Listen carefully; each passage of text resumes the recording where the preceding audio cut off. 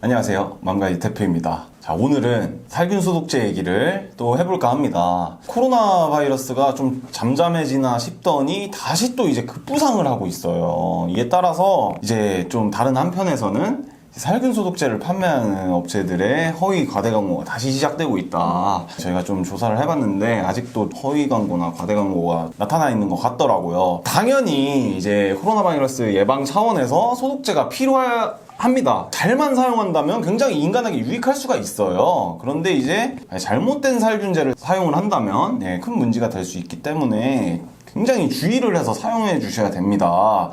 네, 다시 한번 저희가 말씀드리지만 인체에 무해한 살균 소독제가 있나요? 인체와 환경에 무해한 살균 소독제는 없습니다. 네, 없어요. 없습니다. 이거 누가 말합니까? 저희가 얘기합니까? 네, 저희도 뭐 얘기하지만 저희가 뭘 근거로 얘기하는지 설명을 드릴게요. 자, 이걸 근거로 얘기를 합니다. 코로나 바이러스 감염증 다시 19 대응 집단시설 다중이용시설 소독 안내 제3-4팜 2020년 8월 20일에 중앙방역대책본부와 중앙사고수습본부에서 발행한 책자고 환경부에서도 이 지침을 따르고 있고 질병관리본부에서도 이 지침을 따르고 있죠. 여기에 정확하게 명시가 되어 있습니다. 인체에 무해한 살균 소독제는 없다고요. 모든 살균 소독제 성분은 세균과 바이러스 등을 죽이거나 비활성화를 목적으로 하며 생명체의 독성을 가진다고 정확하게 명시를 하고 있어요. 저희가 예전부터 누누이 말씀드리던 것이었죠. 네, 다시 한번 말씀드리지만 이건 저희 입장도 당연히 있지만 중앙방역대책본부의 입장이고 우리나라 정부의 입장이고 또 우리나라 정부는 누구의 입장을 좀 많이 따르죠? 세계보건기구. 네, WHO의 의견을 많이 따르기 때문에 좀 세계적인 흐름이라고 보시면 될 것 같습니다. 자, 그럼 첫 번째, 어떤 소독제를 사용해야 하나? 이게 굉장히 궁금하실 거예요. 예를 들어서 지금 많이 사용하고 계신 거는 손소독 젤, 그걸 되게 많이 사용을 하시는데 되게 많잖아요. 좀 어떻게 봐야 될까요? 네, 손소독제를 비롯해서 이제 소독제의 종류가 제각각이고 소관부처도 다 다르기 때문에 이제 적절하게 다 맞춰서 사용을 해주셔야 합니다. 네, 일단 환경 소독용 소독제들 있잖아요. 이건 생활 화학 제품으로서 환경부에서 관리를 해요. 인체에는 사용할 수 없는 거예요. 주변 환경을 소독할 수 있는, 그것도 승인 제품과 신고 제품으로 나뉘는데 승인 제품 같은 경우엔 방역업체들이 쓰는 거예요. 방역업체들이 쓰는 거고 우리가 일반적으로 가정에서 사용하는 그런 살균 소독제는 신고 제품이거든요. 신고 제품에 이제 어떤 종류가 있는지 뒤에서 또 알아보도록 하고, 그 다음에 이제 인체를 소독할 수 있는 인체 적용 소독제가 있죠. 우리가 쓰는 그런 손 소독제 같은 것들. 어쨌든 정확하게 용도에 맞게, 목적에 맞게 사용을 해주셔야 돼요. 인체에 사용할 수 없다는 걸 인체에 사용하셨다가 탈이 나면 보호를 받으실 수가 없습니다. 저희가 이제 이런 걸 좀 조사를 하다가 좀 재밌는 걸 또 발견을 했어요. 에탄올 70% 소독제 형태를 띠고 있는데 화장품이래요. 이 제품. 화장품이래요. 화장품으로 된 소독제는 소독제용으로는 사용하시면 안 되고 의약품으로 나온 소독제를 사용해 주셔야 된다. 이런 취지입니다. 네, 그렇다면 환경 소독제에 사용되는 소독 성분들은 어떤 게 있을까요? 많이들 알고 계시는 락스가 있죠. 차염소산 나트륨이 있고 아염소산 나트륨이 있고, 많이들 또 아시는 에탄올이 있고 이소프로파놀이라는 게 있어요. 그 다음에 사금암모늄 화합물인 벤잘콘륨 염화물이 있고, 이제 과산화수소, 과산화수소, 그 다음에 과아세트산, 그리고 클로록시레놀이 있습니다. 이런 것들이 있는데 이렇게만 말하면 잘 못하시잖아요. 그래서 정부에서 초록누리라는 사이트에 어떤 제품이 승인이 되었는지, 신고가 된 제품인지를 이제 업로드를 해놓았거든요. 그걸 보시고 구매 전에 이 제품이 정부에서 인정하고 있는 제품인지 검색을 해보실 수가 있어요. 이런 제품 뭐 초록누리에서 검색할 수 있다 치고, 그럼 이제 이건 환경소독용인데 인체 외용 소독제로는 어떤 성분이 좀 쓰일 수 있죠? 네, 인체 외용 소독제로는 이소프로파놀, 그리고 벤잘코늄 염화물, 그리고 에탄올 성분이 허용되고 있습니다. 다 어쨌든 환경 소독용으로도 쓸 수 있는 것 중에서 좀 나오네요. 예를 들어 차염소산 나트륨, 락스는 인체 외용 소독으로는 쓸 수가 없는 거죠. 이거를 정확하게 알고 사용을 하셔야 됩니다. 왜냐? 아까도 말씀드렸듯이 인체와 환경에 무해한 살균 소독제는 없습니다. 살균 소독제 유효 성분들 지금 다 말씀을 드렸는데 다 독성이 있어요. 그래서 이 자료에 다 나옵니다. 어떤 유해성이 있는지. 예를 들어 락스의 주성분 차염소산 나트륨 같은 경우에는 피부에 자극을 일으킬 수 있다고 정확하게 명시가 되어 있고, 고농도 차염소산은 화학적 화상까지 유발할 수도 있다고 하고, 뭐 여러 가지 또 주의해야 될 그런 유해성 정보들이 나오죠. 이런 정보들을 다 알고 계셔야 됩니다.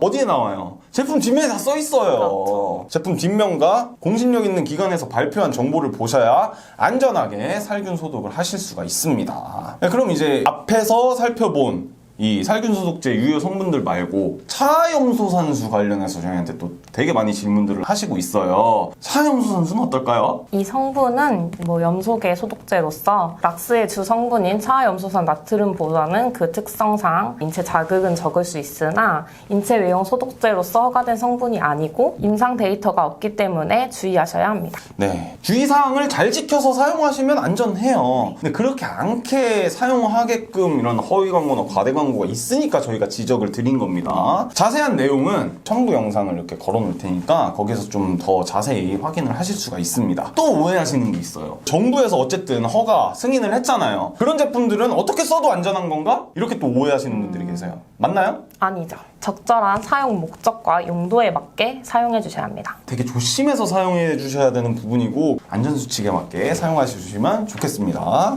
어떻게 사용해내야 되냐에 대한 내용을 좀 알아보도록 할게요. 보통 많이들 물어보시는 게 이제 분무형 스프레이 제품, 차염소산수나 뭐 이런 거 많이 판매를 하고 있잖아요. 네. 분무형으로 사용해도 되나요? 사용할 수 있지만 네. 권장을 하진 않습니다. 네. 이제 왜냐하면 분사로 사용을 하실 경우에는 감염원, 즉 병원성 미생물이 공기 중으로 비산할 가능성이 있어요. 네, 그러니까 여기에 그 부착돼 세균이나 있던데. 병원균이 있으면 여기다 팍 뿌리면 이게 확 이렇게 날아가는 거예요. 그쵸. 코로나 바이러스가 붙어 있다 예를 들어. 근데 이게 팍 이렇게 가면 쫙 날아갈 수도 있는 네. 거예요. 비산할 수가 있다. 네, 그래서 분사형을 사용하실 땐 주의가 많이 필요한 것 같아요. 또한 이제 소독제 성분을 흡입할 가능성이 있고 그쵸? 네, 또 소독 범위가 불분명하기 때문에 소독 효과도 떨어지게 됩니다. 전반적으로 골고루 닦아줘야 되는데 스프레이 뿌려보셔서 알잖아요. 네네. 어디는 좀 많이 이렇게 되고 어디는 좀 적게 이렇게 묻고 그런 게 있기 때문에 문제가 될 수 있다는 겁니다. 네. 또 많이 물어보시는 게 뿌리고 또 다시 닦아줘야 되나요? 네, 닦아주셔야 합니다. 왜냐하면 이제 살균제가 잔여하거나 미생물의 사체가 남아있을 수 있기 때문입니다. 네, 그쵸. 그 사체는 또 다른 균이 번식할 네. 수 있는 환경을 조성을 하기 때문에 반드시 닦아주셔야 됩니다. 또 닦아야 될 때가 있어요. 소독제 사용 전. 네, 소독제 사용 전에도 닦아주셔야 돼요. 소독제 사용 전에 그리고 기름이나 뭐 유기물이나 이런 게 막 오염물질들이 막 묻어있는 상태에서 소독제를 사용하시면 소독 효과가 확실히 떨어지거든요. 반감돼요.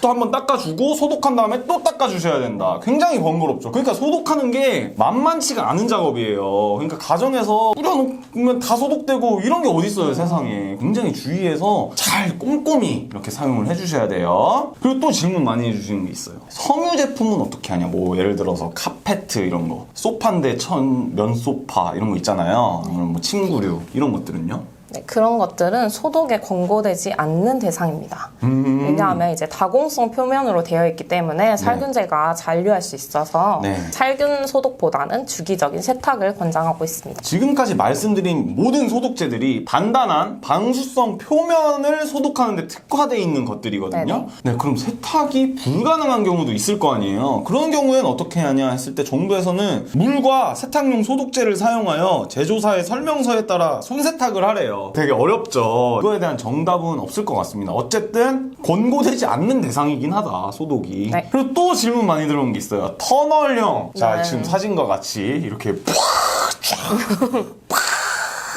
이건 어떤가요? 정부에서는 어떻게 하고 있는지 정확하게 읽어드릴게요. 비의료용 환경소독 관련 장비의 소독 효능 인증 기준이 미비하고 환경부 승인된 방역용 소독제는 장비를 활용하여 인체에 직접 분무, 분사 가능한 제품은 없음. 없음. 네. 환경부에서 인정을 안 해준 거예요. 네네. 그럼 지금 이렇게 하는 데들 뭐다? 비허가 제품.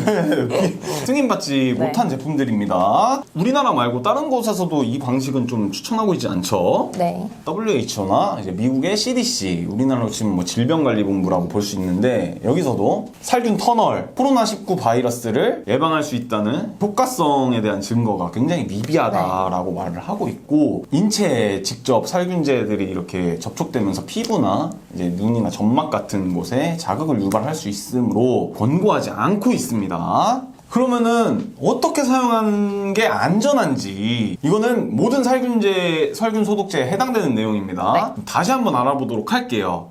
어떻게 사용해야 안전하게 사용할 수 있을까요? 네. 첫 번째, 정부의 승인 허가를 받은 소독제인지를 꼭 확인하세요. 네, 어디서? 초록누리. 네, 그리고 두 번째, 보호 장비를 꼭 착용해 주셔야 합니다. 뭐 장갑이라던가 마스크 이런 게 있을 수 있겠죠? 네. 세 번째로는 잔여물이 남지 않도록 꼭 닦아내 주세요. 네. 네 번째로 이제 어린이집이나 노인분들이 많은 곳에서는 소독제를 과량 사용하지 않도록 주의하시고 네, 적정량만 사용해야 네. 됩니다. 또 아이들이 있는 가정에서 소독 후 깨끗한 물을 적신 수건으로 꼭 잔여물을 닦아주셔야 합니다. 아이들은 입으로 가져가잖아요. 그러니까 소독제를 섭취를 할 수가 있는 위험성이 있습니다. 그러니까 자, 더 철저하게 물수건으로까지 좀 닦아주시는 게 좋습니다. 이런 식으로 사용을 하는 게 안전하게 소독할 수 있는 방법입니다. 되게 번거롭죠? 그러니까 이게 만만치 않다니까요. 네, 그럼 이상 영상은 아니요, 잠깐. 또 뭐야? 아직 네. 한 가지가 남았습니다. 뭐가 남았죠? 요즘 또 전해수기로 네. 코로나를 죽일 수 있다